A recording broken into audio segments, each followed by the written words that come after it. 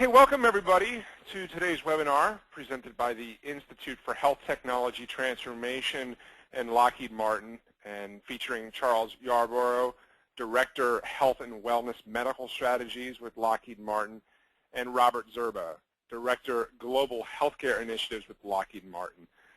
My name is Matthew Rayner. I am the Senior Marketing Manager here with the Institute for Health Technology Transformation, and I would like to thank everyone for joining us and welcome you to part one of our three-part webinar series here with Lockheed Martin. Here at the Institute, we strive to provide programs such as today's webinar that drive innovation, educate, and provide a critical understanding of how technology applications, solutions, and devices can improve the quality, safety, and efficiency of healthcare. We encourage you to visit our website at www.ihealthtran.com to learn more. Today's webinar will be recorded and made available for download along with the PowerPoint slides on the Institute's website. Once again, that address, www.ihealthtran.com, by close of business today. We will also be hosting a brief question and answer session at the conclusion of today's presentation. So please feel free to send in your questions at any point during today's webinar by using the questions section on your GoToWebinar toolbar. At this time, I would like to turn things over to Charles Yarborough to kick off today's presentation. Charles? Yes, hello, and good afternoon, everyone. For those on the West Coast, we're still morning, and I'm Dr. Charles Yarborough. I'm the Director for the Health and Wellness Medical Strategies for Lockheed Martin, as you heard. As a physician and a public health expert, I've seen many changes over 3 decades in the healthcare domain.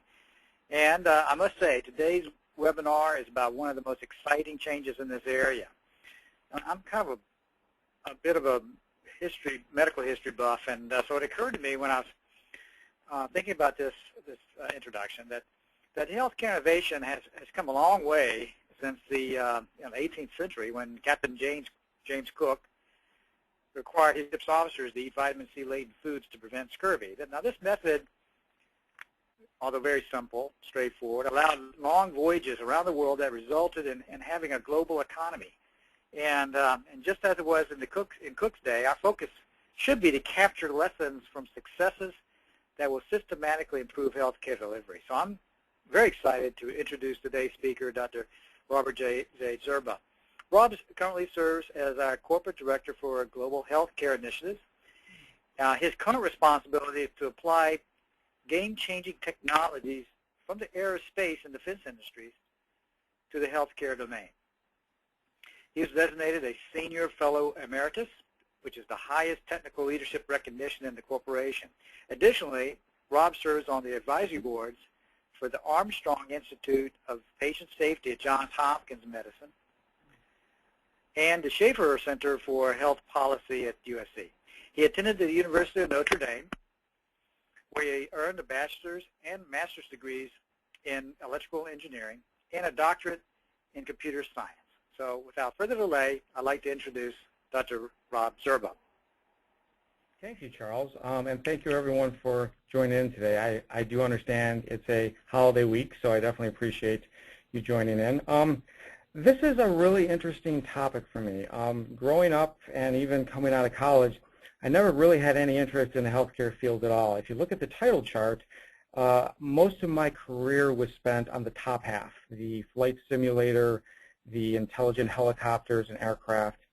And then only in the last 4 to 5 years did I get into the bottom half of the chart, which is more of the applying these technologies to the healthcare space. What happened was several years ago, we had a special needs child, and we spent a lot of time in critical care units and ICUs early on. And being an engineer by trade, you kind of look at a lot of the systems in there, and you start to wonder, why are they hooked up that way? It doesn't seem to make a lot of sense. This procedure doesn't really seem to be optimized. And when it affects you or your family members, you start to pay a little more attention. And then after that, I got a lot more interested in the healthcare space, and it became sort of like a mission for me to see if I could apply technologies from the defense and aerospace industry, which, as you know, the government has been spending lots of money on for several years, and see if we can apply those same capabilities to improve the quality of care for healthcare. So I think this is a fascinating topic, and I hope you do too. And let's jump in. If you could turn to chart 2 for me. So the overview of this talk is really going to be essentially 4 topics. It's going to give a brief overview of the healthcare environment as it stands now, what we understand the changing dynamics are going to be as you've been following the politics going on TV, the articles. There's lots of stuff going on with healthcare, lots of charged emotions on both sides, but there are changes that are going to be happening, and these are going to drive the type of care that you get and the ability for technology to play a larger role in that care. The third part is going to be talking a little bit more about what capabilities from the defense and aerospace industries we can apply. And you'll be surprised to know that several have already been applied to this area. And then a little brief talk about where we think we can go from here. So Matt, if you could go to chart 3. So this is an interesting chart. If you look at it, it's a plot that shows life expectancy. And if you've noticed, the United States on the far right has a fairly low life expectancy compared to other countries. But if you look at the cost, the per capita spending for the U.S., it's significantly higher than anyone else. So there's a lot of statements out there that saying the U.S. healthcare is expensive, but it's the best out there. It's the best you can get. But you really have to understand, is that true? What are the metrics that we're judging it by? And if you judge the metrics by how much is being spent per person, and if you're judging it by how long that person lives, obviously there's quality of life issues, but you can kind of see that U.S. spending on healthcare is not really performance-based, and it's not correlated to a longer life expectancy. So this is a big problem, and this is an area that I think means there's lots of opportunities for improvements in efficiency and quality of care. So I think this is a really interesting area. If you can go to chart 4, please. One of the challenges with introducing new technologies into healthcare is the underlying cultural environment. So this is an interesting quote that I found from the London Times, and it basically says this is about the interest in adopting a new technology in the healthcare field. And the quote from the article, which I found interesting, was that says that this new technology will ever come into general use, notwithstanding its value, is not very likely, because it's not the way we do things. It's foreign to our habits and associations. So the article is basically saying, this may be good, this may help, but this is not the way we do things. We're going to push back on it. So when you see this quote, a lot of people wonder, are they talking about electronic healthcare records? Are they talking about the Affordable Care Act? Are they talking about a new laser scalpel? Which will be interesting to find if you go to chart 5. What they're really talking about was a quote from 1834 about the use of this really controversial new device called the stethoscope. And the funny thing is, when you show this quote to people today, they seem to think that the culture and the attitudes from 1834 haven't really changed that much. There is resistance to change. There is resistance to new capabilities, new technology, because it's not the way we've done things previously. And I think that's an interesting thing to understand, because you can invest in new technologies and new capabilities and spend all the money that you want. But if the underlying culture does not want to change, does not accept these changes, does not understand that these changes are the only way to get over the hurdles that they're facing, the technologies aren't really going to make a difference. So it's changing the culture and the capabilities at the same time. If you could go to chart 6, please. When I first got into the healthcare space, there were really some interesting statistics that I found that stood out for me, and these are the 5 here. 700 billion, 200,000, 33%, 1.7, and 58%.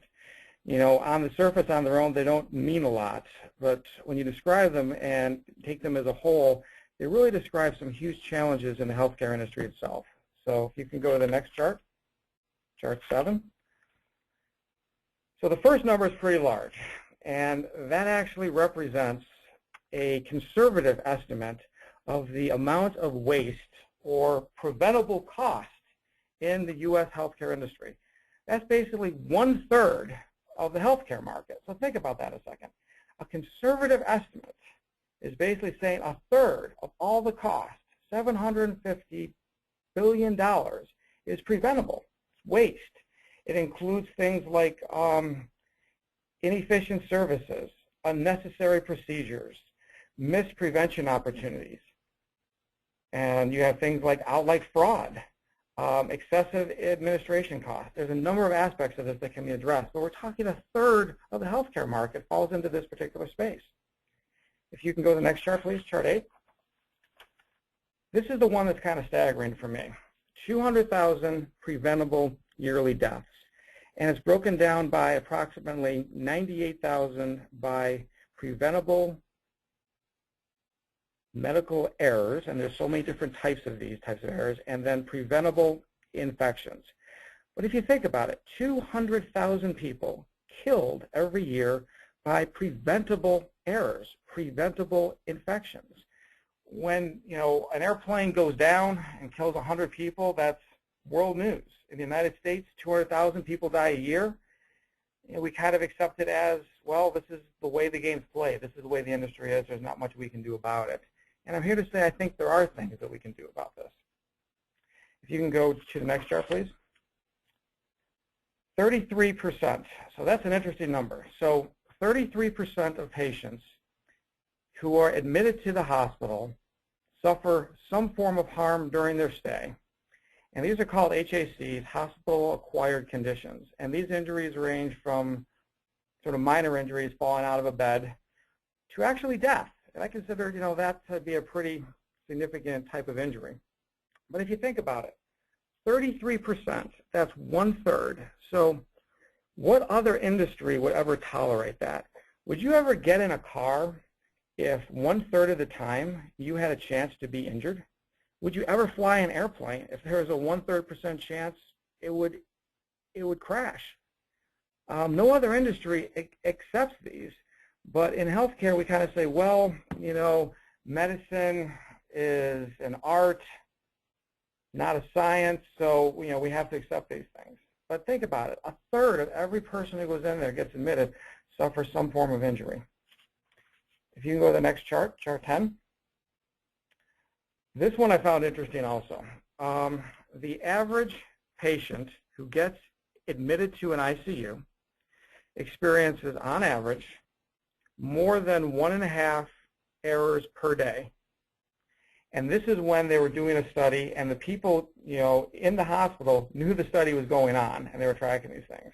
So almost 2 errors per day per patient is simply staggering. Now, some of these errors aren't going to be life-threatening. It may be you get your drug an hour later or 2 hours later than you should, but it might be the wrong drug. It might be wrong site surgery. It might be something very serious. But the amount of errors we're talking about are staggering. I had my own healthcare experiences over the last couple of years, and I was kind of skeptical about these figures at first, but then when I had my own experiences, I was able to see these things do happen. Drug allergies that were indicated on your first visit aren't transferred to the next time you come in. The doctor may come in and give you the wrong drug, get you confused with a different patient. There might be different errors that occur, but almost 2 per day per person. It's kind of crazy. If you can go to the next chart, please. This is the one that gets interesting. This is the one that says, can we change it? So this one says 58% of clinicians felt unsafe to speak up about a problem they observed. So think about that a second. You can have all this technology to alert a nurse or a doctor of a potential problem that's occurring. But in the U.S. environment today, and this came out, fairly recently, this came out in 2010, at the end of 2010, almost 60% of the people felt unsafe to speak up, either for job security issues, either for fear that they wouldn't be taken seriously. So think about that.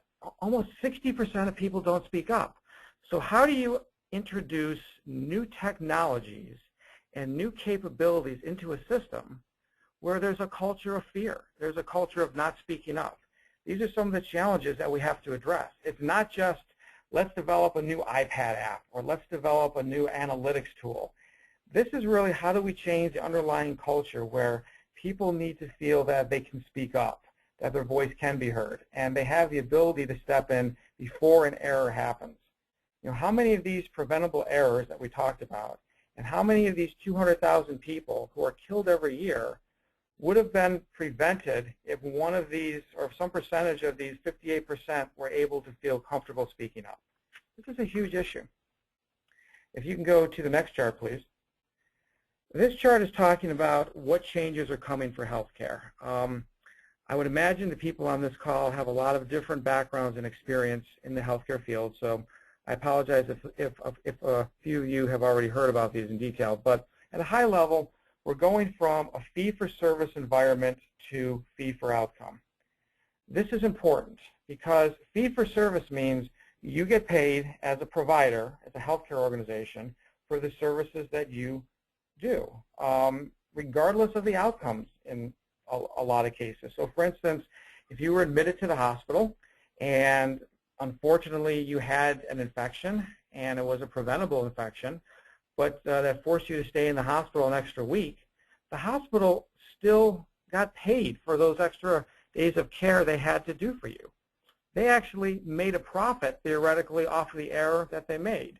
Now, obviously, you would assume that there is some sort of moral imperative that the doctors have, and that to not do any sort of harm, and you believe that most people are good and honest, but there was no financial incentive to buy and adapt the new technologies that could have prevented these types of errors because the financial incentives just weren't there. If you get paid for these types of errors occurring, you don't have any incentive to change. When you go to things like the Affordable Care Act and some other things, you start to go for fee for outcome, which is like most other industries. You take your car into the dealership for a problem, they replace, say, the battery, you drive out and the battery dies, well, you want them to fix it again. You want them to make sure they did it right. They don't get paid until it's done right. Fee for outcome is the same sort of thing. This is the ability to say you will get paid, a healthcare organization will get paid a certain amount of money for doing a procedure correctly. And if the outcome is good, the hospital will make a fair amount of profit and do very well. However, if there are preventable errors, infections, readmissions because of that, this now comes out of the pocket, out of the healthcare organization. This is the first time this has really happened, and this is changing the way healthcare organizations think about what technologies they need to invest in. The second area here is really the baby boomer population. You have a very large increase in the aging population, in chronic care, and people who are newly insured patients. So this is basically putting a huge strain on an infrastructure that's already kind of maxed out. You have also a shortage of skilled labor. Not as many people are going into the healthcare field as were previously. You have many legislative changes like the Affordable Care Act and several others. You also have new regulations out there focused on more organizational transparency, and that's really important because in order to go from a fee-for-service entity to fee-for-outcome, you have to have transparency in your organization in terms of where the costs are and where the problems are potentially occurring and how you can fix them. And most of the time, there is no financial incentive to have this type of transparency. So this is a new paradigm that's being adopted for healthcare. If you could turn to chart 13, please. So there actually have been a lot of influence from aerospace in the healthcare field. One of the more talked about ones recently is the use of checklists. Aviation checklists came about in around 1934, 1935. And they came about because aircraft at the time were fundamentally unsafe, and there were a significant number of crashes over a short period of time. And they realized there was a sequence of steps that needed to be followed. If they didn't follow them, well, there's a really good chance that you would crash. You know, it seems like a logical, straightforward approach. When I go on something as simple as a trip, my wife makes me go through a list and make sure we have everything in the car so we don't skip it. It's a logical point of view. However, in the healthcare industry, they didn't really start adopting checklists until a study from Johns Hopkins came out from around 2004. And it was a study from Peter Pronovost, and it was done from Hopkins, but it was done at the University of Michigan, and basically said if you just follow simple procedures like you wash your hands before you start the procedure and a few other simple things, you can significantly reduce the number of preventable infections and increase the number of lives actually saved. This is huge. But the question is, why did it take 70 years to get adopted in aviation but not adopted in healthcare? And one interesting observation here is the following. If you look at the picture on the left of the pilots looking at the aircraft, their incentive is very different than the doctor doing the checklist. And if you think about it, their incentive is they're getting on the aircraft. Okay, so when you see a pilot going around looking at the aircraft, checking to make sure it's okay, they're checking because they're getting on that aircraft themselves. They have a personal stake in it. While a doctor has a stake in it and there's an ethical obligation, you don't have the same personal stake of if you don't do this right, you might die. It's a different way of looking at things, but that might be part of the reason why it's taken so long for something as simple as a checklist to be adopted into the healthcare industry. If you can go to chart 14, please. One of the other areas that have been adopted slowly is the use of simulation. In the aviation industry, most of the simulation is software-based, and it's very adaptable, very extensible. You can create realistic environments where you're practicing landing an F-22 at night in a storm on the back of an aircraft carrier, and you can run it over and over again. You can run it from your computer, try different variations, and you do it over and over again until you get it right. In healthcare, they're still mannequin-based in a lot of cases where you have a device like a mannequin. These mannequins can be fairly expensive, fairly complicated, but they're not that extensible. They can only test or help you train on certain conditions and certain problems. And because of that, you're extremely limited to the amount of training you can get and the quality of training that you can get. In many cases, the type of simulation-based training in healthcare is several generations behind where it is in the aerospace industry. If you can go to the next chart, please, chart 15. What we're doing in aviation right now is trying to merge these two concepts.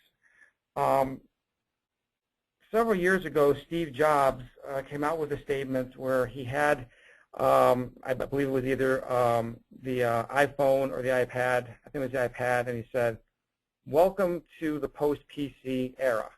Now, he wasn't saying that to mean PCs were done in your life. He was just saying that the PC doesn't have to be the central focal point of your day-to-day activities. The same way here, we believe we're heading into a post-mannequin era where the simulation mannequin is only one piece of a larger training approach. And the picture you see here is you have a live person being trained, you have real equipment, you have a mannequin with some capabilities, but you also in the background have it interacting with a virtual world. And think of the video games that your kids are playing today on PlayStations and Xboxes, etc. The quality of the simulation and interactivity is fantastic. Why can't we apply that same capability to the healthcare environment? So Lockheed Martin and a number of other companies are working on these very realistic virtual environments to be able to simulate a true clinical situation, a clinical problem, team training efforts that have to be addressed. And we think this is where the future is heading.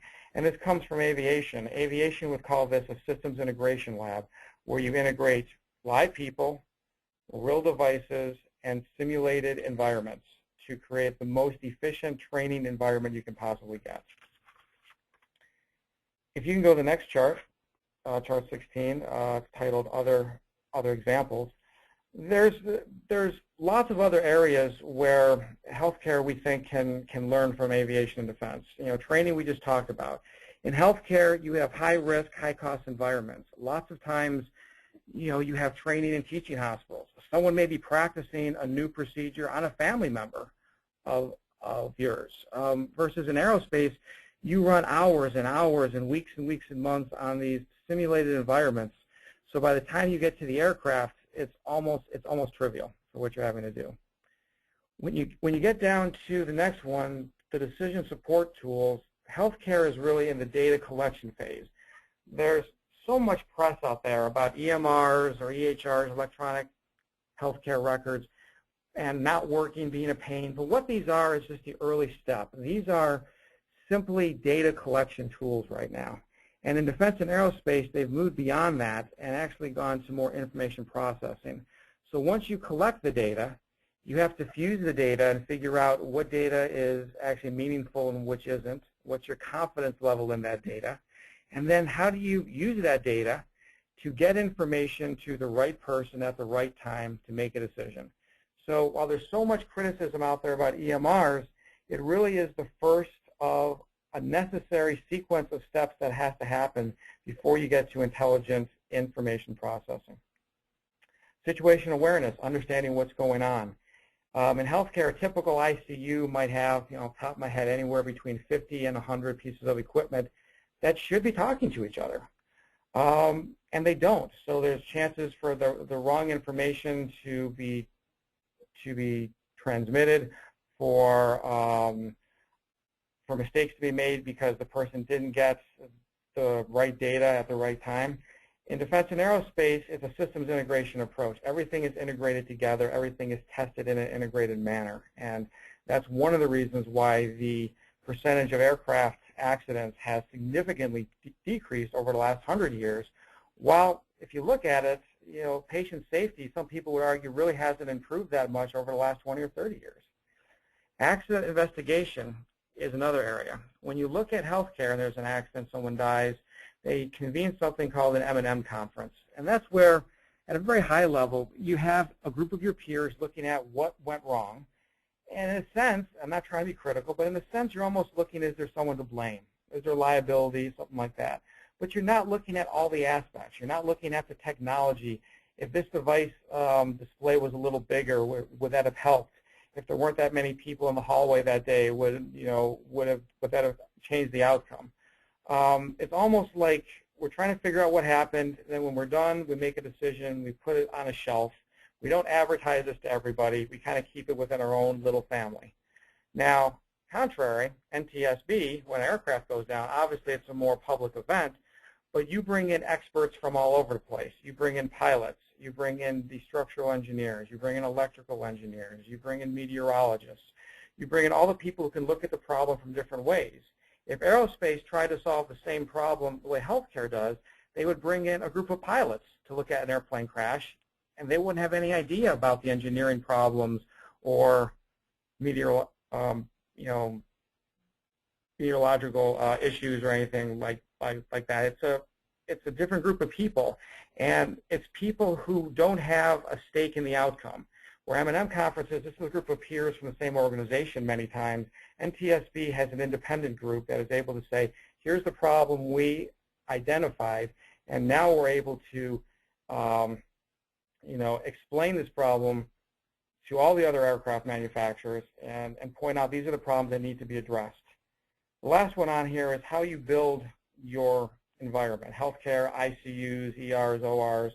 It's ad hoc. You go out and buy different pieces of equipment from different vendors who you prefer, who you have a relationship with. You bring them into the environment, and then you try and get them to interoperate. Most of the times there's lots of problems. In the defense and aerospace industry, it's evidence-based. You don't go out and buy the engine for an aircraft, then go out and buy the tires, then go to somebody else and buy the radio, and bring it together and hope it works. You've tested everything out ahead of time, and you know what you need, and you know how to procure the right equipment. if you could turn to the next chart, please. What needs to happen in healthcare, and they're starting to get there, is continuous process improvement. And what we mean by this is going from the analytics stage. Analytics isn't just understanding the data that you have, it's also understanding the data you don't have, understanding where the gaps are and what you need to procure or what you need to get to fill those gaps. Once you have that data, you can then pinpoint where your problems are in your organization. You then go to simulation to think of this as testing out what-if cases. Okay, let's try and simulate 20 or 30 different options to solve this problem that was identified by the analytics stage. Once you've chosen your best approach or your top two, you then go to a systems integration phase and you go, okay, in theory, this seems like it's a good approach. What happens, though, when we try and integrate it with real hardware, real people? What are the potential problems? And we try and work those kinks out there. Then you go to the final stage where it's instantiated in a healthcare organization, but you have to continually to cycle back and continue to take the analytics data from the changes that you're making and continually going through this cycle to make sure you're continually looking at ways to improve the process. Otherwise, you aren't going to get the kinks out of the system. And right now, this process, while it seems standard to an engineering organization, is not currently being done in a majority of large healthcare organizations. If you can go to chart 18. One of the things that we've created is a virtual clinical environment. So some of the screen captures on the left are actually from the virtual worlds that we have done. I mean, if you just think about it, I have a child who's 8 years old who can learn how to fly an F-22 from his PlayStation 3. Now, okay, I'm not going to put him behind the actual controls of an F-22, but it's fairly realistic, and you can learn a lot of the details of it for an 8-year-old. So then why, when you go into a hospital, does a nurse have to have a 150-page instruction manual on how to learn how to use a new infusion pump? It doesn't make sense. Simulation-based training and the ability to see things represented virtually and try things out in a low-risk, low-cost environment is the way every other industry is going, and we're trying to apply this technology to the healthcare space. We want to be able to hook up virtual environments to real-world equipment and have information go between them. Have a virtual event, a patient has a heart attack, and it triggers a real piece of equipment, a smart alarm.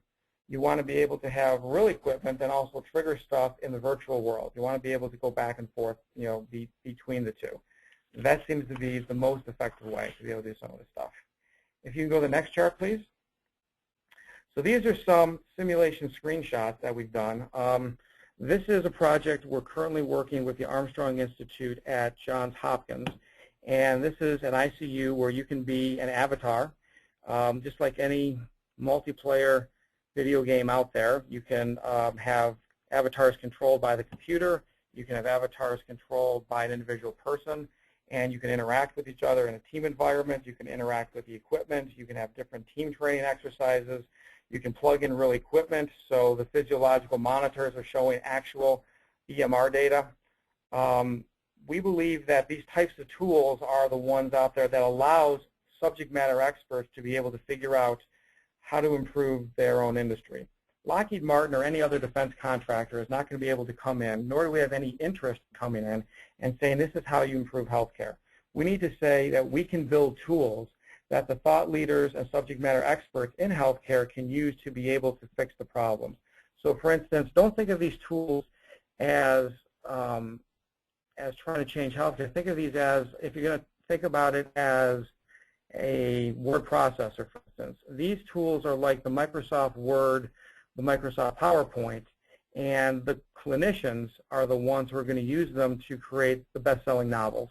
Okay, so these are not tools to replace doctors or to replace the processes they have. These are tools to be able to find areas of improvement and efficiencies in the systems they already use. You can go to the next chart, please. We talked about earlier using evidence-based approaches to be able to improve the organization. We believe it has to go end-to-end. It has to start from the very top. So the same models that you use for the design and build phase of the hospital, the space planning with the architecture firms, the construction firms, should be the same tools that flow to the outfitters, the ones who choose the equipment for the hospital and install it, and help you choose which pieces of equipment to buy and which ones just aren't going to work. And those same models should be able to then flow to the operation of the hospital. You should have an executive dashboard that should be able to tell you the state of the hospital at any point in time based on your need to know. If you're a nurse on a particular floor, you want to know the status of your floor, your team, your patients you're taking care of. If you're the COO of the hospital, you want to be able to, at a glance, look at the entire hospital and see where pain points are starting to occur and how you can address them. But we believe that you need to use the simulation and modeling tools and continuous process improvement throughout the entire life cycle of the healthcare organization, from facilities and build to the development of the technology to the operations and to the training. By doing that, you can save so much on efficiencies and costs throughout the entire system. Right now, each of these processes are severely siloed, and we have to break down those types of silos in order to see the types of savings that we need to have. You can go to the next chart, please, chart 21. This is where I think the healthcare industry is going in the U.S. Right now, the current trends are unsustainable. The current budget for healthcare in the U.S. is approximately $2.6 trillion. We say approximately a third of that is preventable waste. That number is expected in 10 years to get to $4.2 trillion or even higher. It's a huge percentage of our GDP. It's unsustainable. Changes have to occur. The next point is, but changes are occurring. Financial incentives are starting to align with quality of care and patient safety priorities. A real simple example I like to give: if you're a dentist and you are looking at fee for service, well, if a patient comes in with a cavity, that's a revenue opportunity for you because you have an opportunity to perform a service to repair the cavity and then get paid for it. If you're doing fee for outcome, a patient coming in with a cavity is a liability because that's a cost that you incur. So going to fee for outcome, there's more incentive on the healthcare organizations to focus on preventive care. If you can prevent that patient from coming in with a cavity, then that saves you money from having to do that particular procedure. The idea being is if the healthcare organizations are correctly incentivized financially, then preventive care becomes core parts of the treatment options, where right now that isn't the case.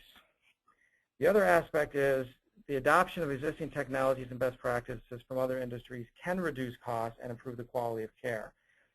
I've seen so many presentations talking about we have to develop these new technologies, new things out of Star Trek, new fantastic capabilities, when in fact there's so many other industries that have technologies that have been proven. And it's just a question of, can we adopt them and can we bring them to this environment? So look for the low-hanging fruit that's currently out there and see what you can bring over. Something as simple as a checklist has been estimated to save thousands of lives over the last 10 years. There's so many other capabilities out there that we can bring into this environment. The last point on here is technology improvements are important, but like we went back to the first chart about the stethoscope, these improvements without cultural change can only have a limited impact. Let me give you an example of this. This is a hypothetical example. If you're in the OR and you have a nurse who observes a doctor potentially making an error, and as we saw earlier, 58% of them have a fear of speaking up because of issues. No new technology to alert the nurse to the error, to point out potential problems is going to change that. The culture has to change. But then you can look at how technology can potentially change that culture. So what if the system was automated and was scanning the environment and is able to detect when the surgeon is potentially making an error? And if an error occurs, it's recorded and documented in the EMR, and it's then well known by everybody. So a nurse or another doctor pointing out to the surgeon that they're about to commit a potential error now could be viewed as a hero, because the automated system would have potentially been able to detect that. So you go from being a tattletale or not a team player to being a hero. A very contrived, simplistic example, but there are ways that technology improvements can actually help bring about some cultural changes. But also without cultural change, you really can't do too much in the environment. Think about the entire process of the assembly line in the auto industry. You know, the idea that one person, the lowest level on the assembly line, can pull the cord and stop the assembly line. You know, phenomenal concept, you know, improves efficiency, improves cost. But I guarantee you, the very first person who pulled that cord was probably scared out of their mind and probably suffered a lot of hardships over it, because you are basically saying somebody else did something wrong. But you have to get to a culture of you know, this type of change has to happen. One other example I'd like to bring up is kind of an interesting one.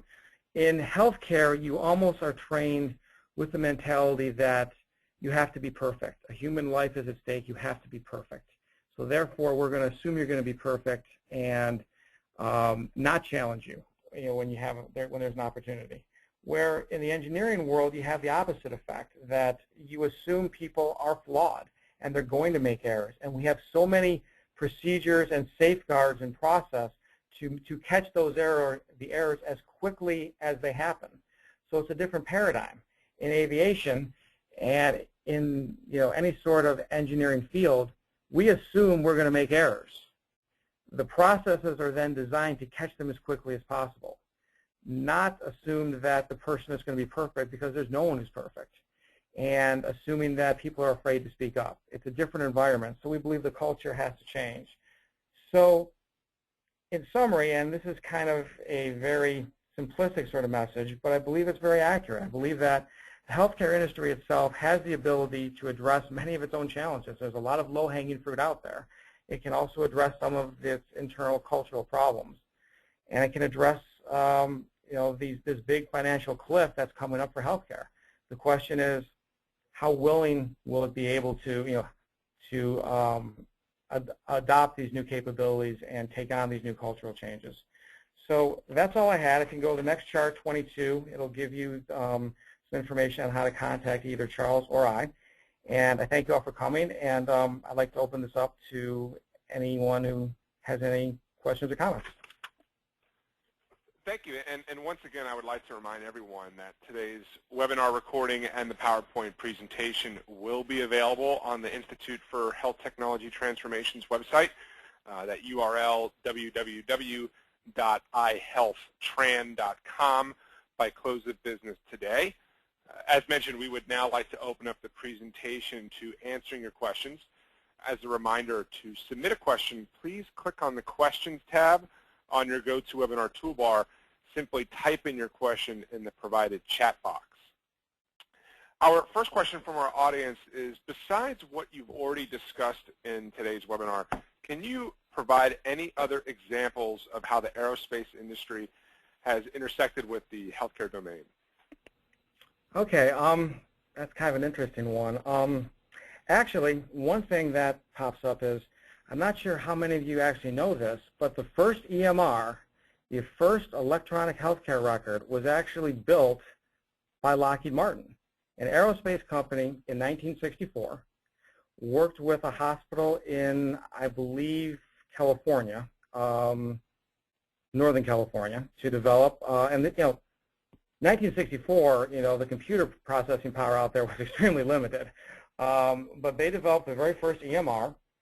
They sold it off, I believe, around 1970, 1971 to a group called TDS, which eventually became, I believe, the EMR provider today, which is known as Eclipse, I think. I think it became Eclipse. So if you think about it, the aerospace industry has been involved with healthcare and trying to improve process, you know, since 1964 or even earlier. I think one of the interesting things is, you know, the aerospace industry then backed out of it, and healthcare didn't do too much with EMRs, and they're almost kind of at the same level they were in 1964, with the exception of you have more processing power now than you did. But I think that's kind of an interesting little factoid there, that you kind of started in this about 50 years ago. Hope that answers the question. Thank you. Our next question, what other industries besides aerospace and defense do you feel could provide lessons or insights to improve quality and reduce costs in the healthcare domain? There's an awful lot of industries, I think, that you can leverage best practices. Probably one of the obvious ones is the consumer industry, just when you're buying products, like you're buying an appliance, you're buying a TV. I was reading somewhere that something like 60 to 65% of patients don't know how much their health care costs until they receive a bill after they've gotten home. And 10% to 15% of patients never find out the cost of their actual care. However, people today are shopping online for toasters and comparing prices across different industries, and you're getting the best deal, the best option that you can. The challenge you have in healthcare is if it's a family member, if it's a loved one, you're not going to be clipping coupons. You're not going to be trying to look for the cheapest aspect. But other industries provide you transparency into the cost structure where healthcare generally doesn't. Probably the other area that I think is pretty interesting is comparing it to the auto industry. So for instance,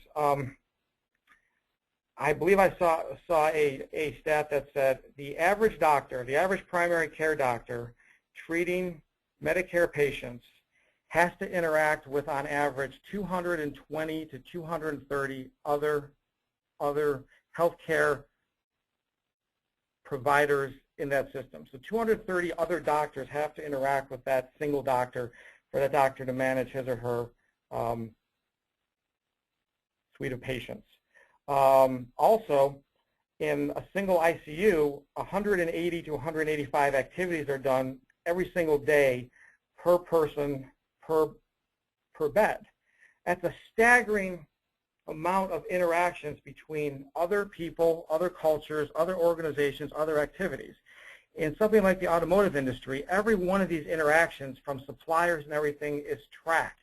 The logistics management, the pricing, the negotiations, the quality control, all to the finest level of detail. In healthcare, it's kind of ad hoc. There's very little interaction between this big sort of clinical network that each doctor or nurse has to interact with, and that is part of the reason why we have a lot of these types of errors out there and types of problems. That has to be addressed. Probably, I'd say the only other area you could probably look at is probably finance.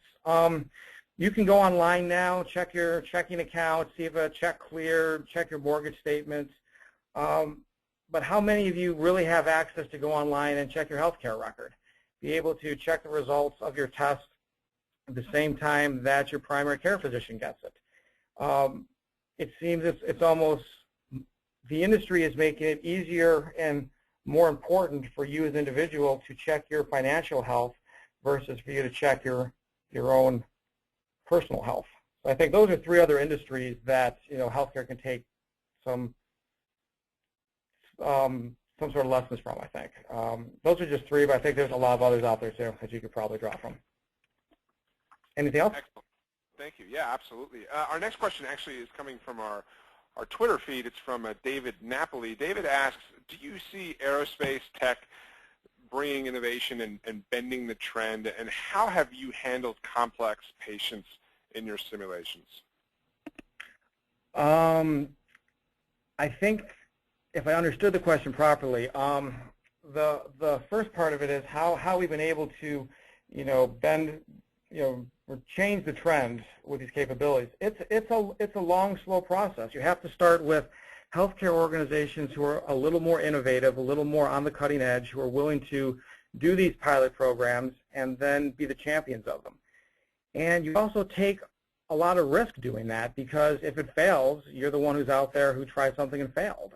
So you have to find the innovators, the thought leaders, to be able to address it. And we found some in this space that are very interested in the capabilities, especially when you're talking about simulation and probably simulation, analytics, and systems integration are the three areas that the hospitals seem to have the biggest interest in.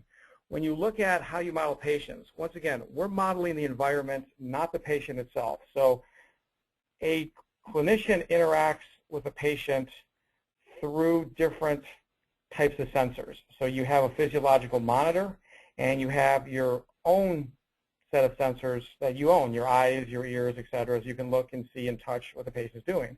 You can model those in a virtual environment, and you can model very critical and complex interactions. At the end of the day, you as a clinician can only act on what you see and what you know. So basically what the physiological monitors are saying and what you can see and sense, from getting from that patient. We're not trying to model drug interactions. We're not trying to model that level of detail. We're trying to model the clinical environment itself.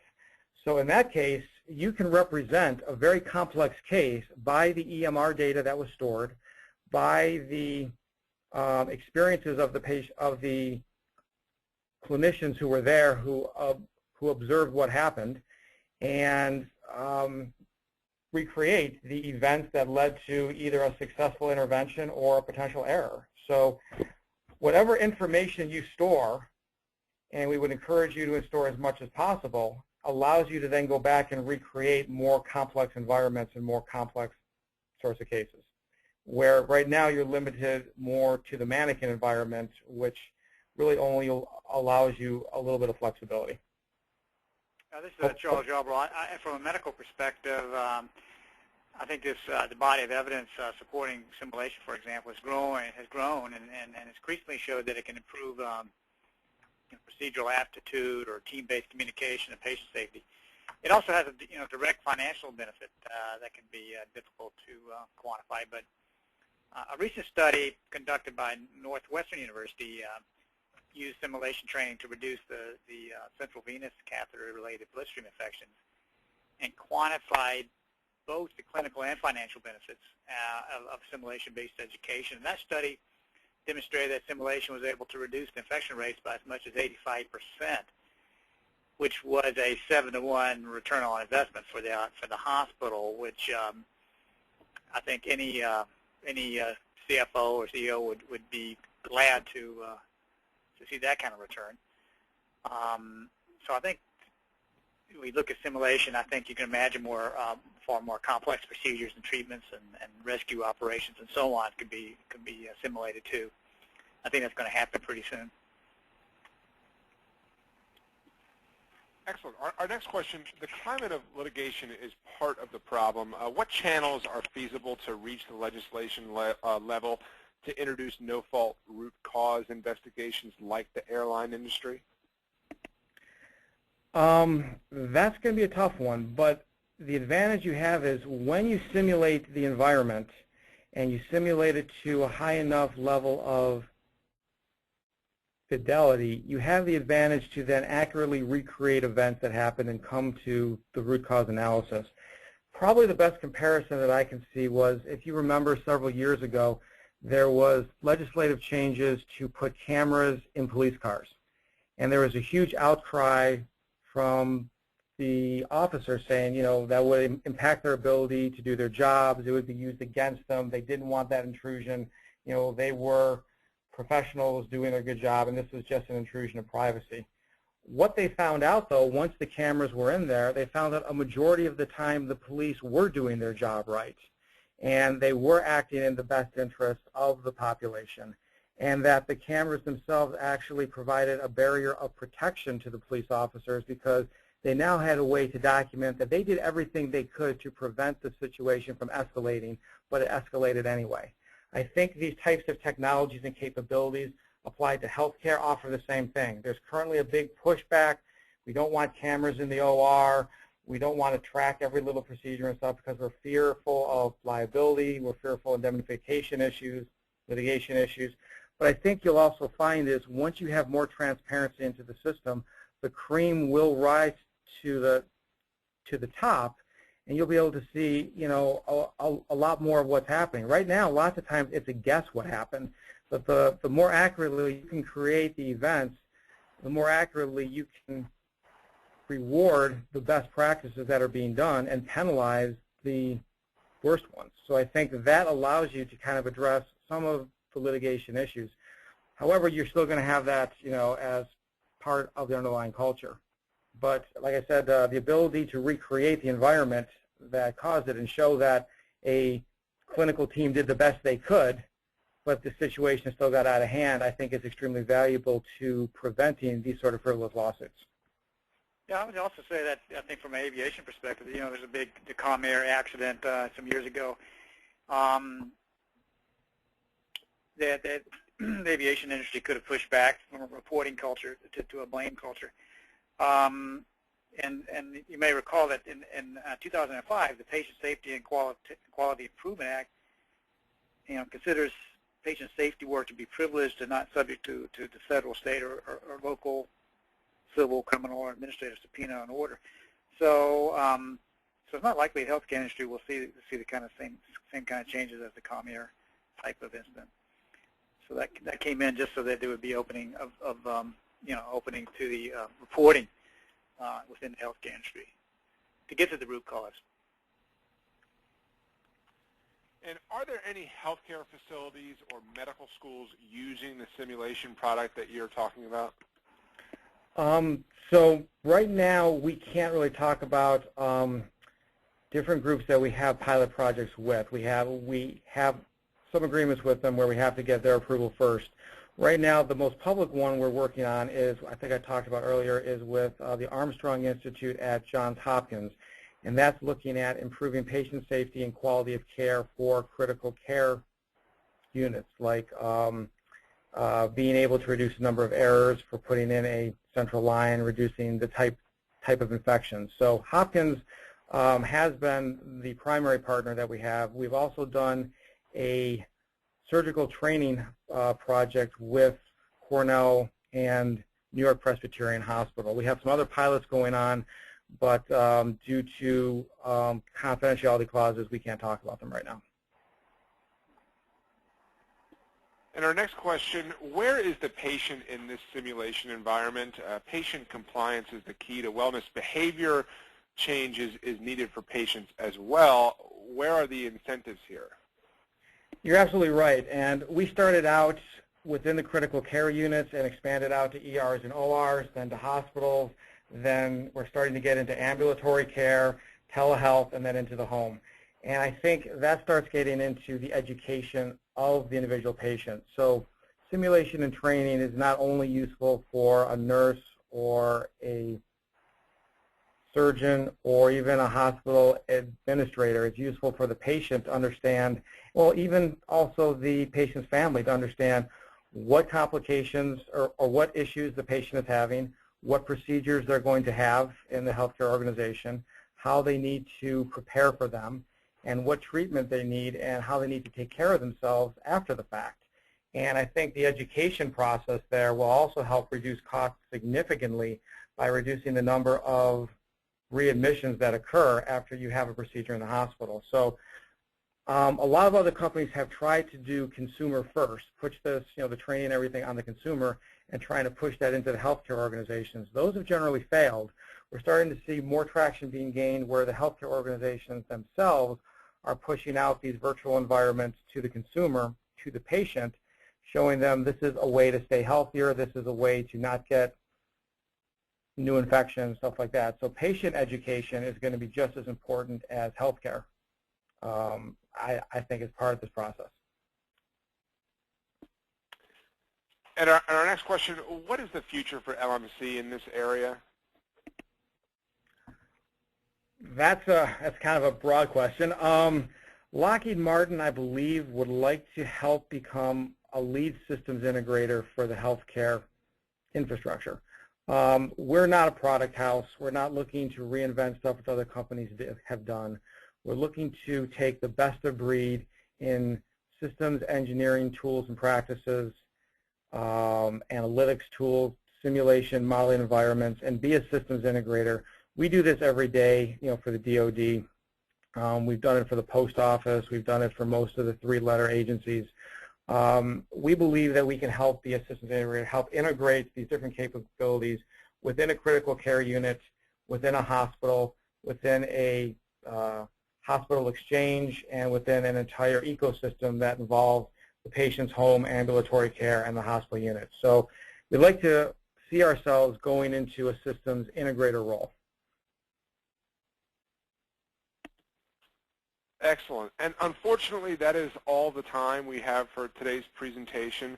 I would like to thank everyone for joining us once again to our presenters for today's fantastic webinar. One final reminder for those interested, please visit www.ihealthtran.com to download today's recorded webinar and PowerPoint slides. Part 2 of this 3-part webinar series will be announced in the upcoming months, so please stay tuned, and we will send out the information to all of today's attendees when it is available. With that said, we wish everyone a fantastic day, and we look forward to connecting again in the future. Thank you.